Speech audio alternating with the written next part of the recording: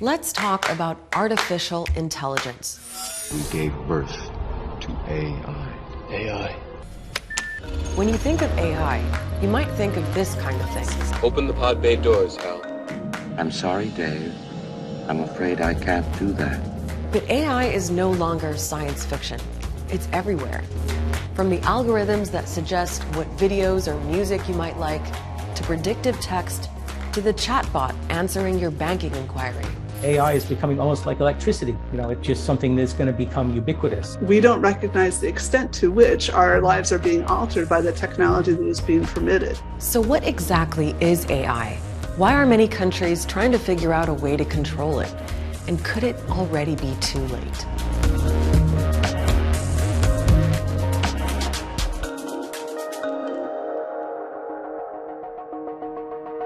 Artificial intelligence essentially means building computer systems that can solve problems and think in the way that humans do.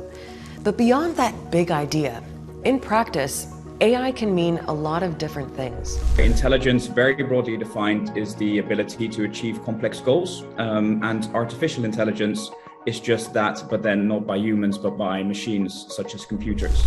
AI is a huge field. And within it, there are many different approaches that try to replicate human-style decision-making. But probably the main one is what's called machine learning. It's the idea that a computer algorithm can learn from data, recognize patterns, and make decisions with little or no human interference.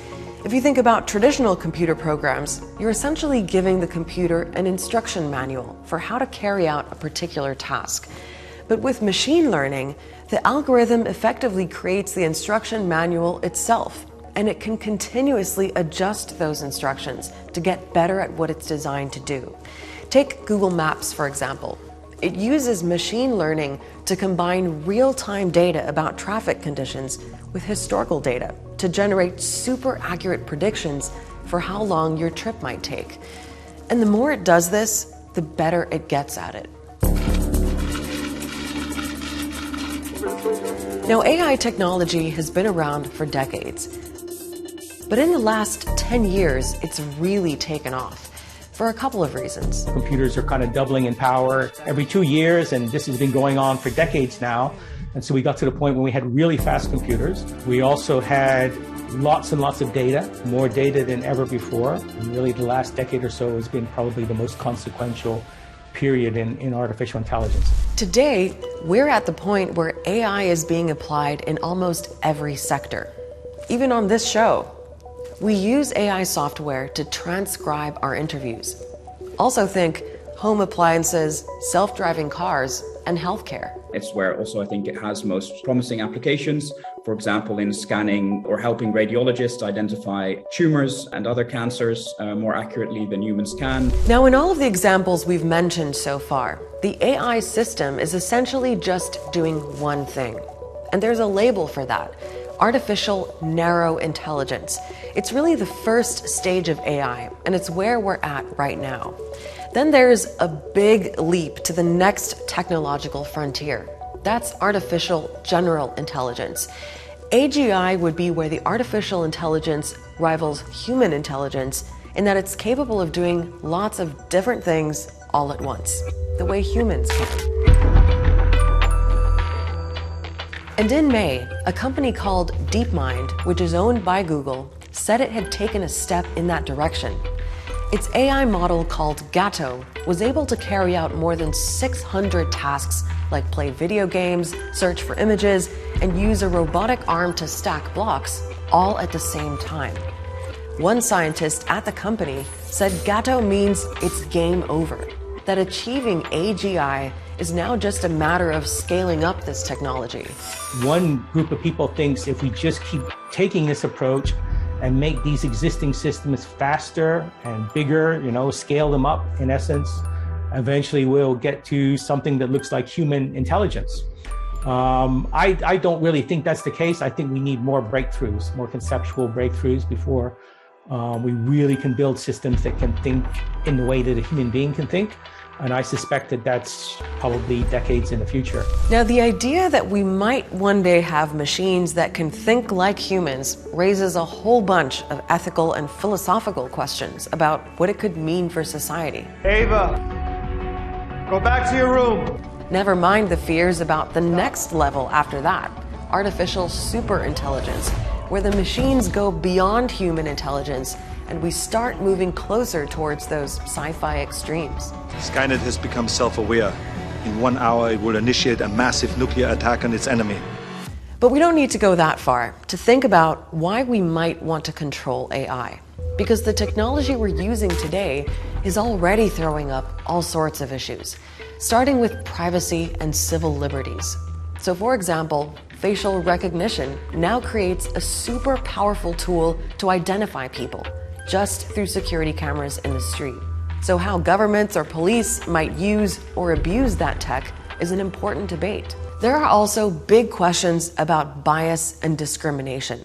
So again, you've got this really powerful AI technology which can amplify biases that already exist in society. If, let's say, the AI has been trained on data that includes historical inequalities. And there are plenty of ways that can play out. In the US, for instance, a widely used algorithm to help assess healthcare needs was shown to have a built-in racial bias. Then there's the danger of design faults or problematic assumptions about the way that an AI system is intended to work. For example, the AI system was found to be a factor in the 2 plane crashes of the Boeing 737 MAX, one in Indonesia and one in Ethiopia. 346 people died. The autopilot was AI powered and it wasn't designed to allow for a human override. So it gave dangerous nose down commands and it forced the plane to crash. And what happens if a self-driving car kills someone? Who's responsible? There's a case going through the courts in California right now that's dealing with that very issue. The thing is, these problems aren't necessarily with the AI itself. It's about how it's applied, how much we rely on it, and whether we're even able to think through all the possible consequences. Right now, we're really worried about things like mistakes, algorithmic mistakes. It's not a mistake by the computer, it's a mistake about how it was written, how the code was written, and whether or not the processes were put in place for adequate recourse so that you can tell if something's gone wrong. The stakes get even higher when we're talking about war and AI being used in lethal weapons. We already have armed drones controlled by people that use AI technology.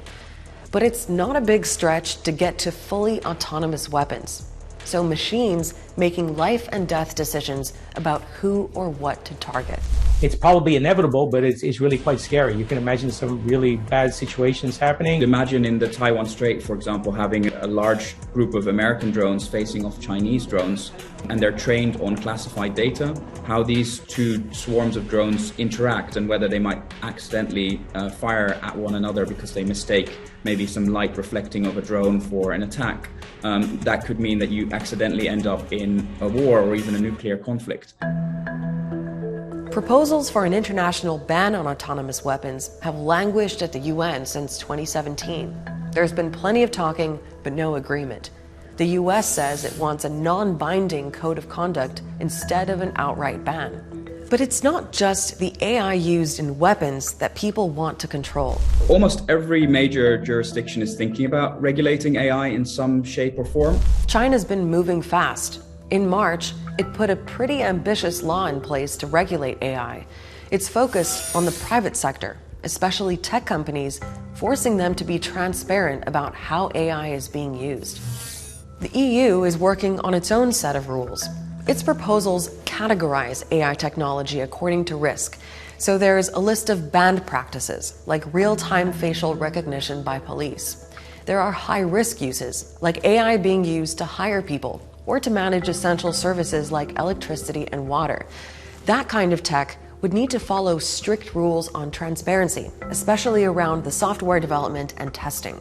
Then there's the limited risk, stuff like spam filters and customer service bots, which would need to be clearly labeled so that you would always know if you're talking to a person or a machine. The EU law is still at least 3 years away because there's still a long bureaucratic process to go through. But experts say it could set a precedent for other countries. I think there are going to be a lot of different rules and different governance styles, and they need to be somewhat compatible, but we also need to respect that different societies have the right to determine exactly how they want to trade off security and privacy and those kinds of things. So is AI out of control? Well, in some ways, yes. The technology is moving so fast, and any meaningful regulation is still years away. But in the end, AI is not that different from other kinds of technology. It's got enormous power for good and enormous power for bad. So it's up to us and our governments to figure out how we want to use it.